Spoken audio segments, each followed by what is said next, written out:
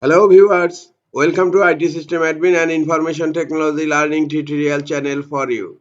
Today in this tutorial I am going to show you how to turn on highlight misspelled word on Windows 10 computer. Sometimes it becomes very important for you, so don't forget to watch full video. To turn on highlight misspelled word on Windows 10 computer, click on Start menu, click on Settings. Now click on Devices. In left pane, click on Typing.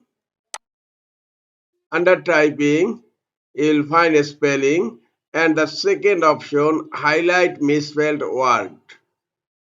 Now it's turned off. Just click here to turn it on. Now Highlight Misspelled Word is turned on my Windows 10 computer. This is all for today. Hope this tutorial is helpful for you. Keep watching for next tutorial. Thank you very much.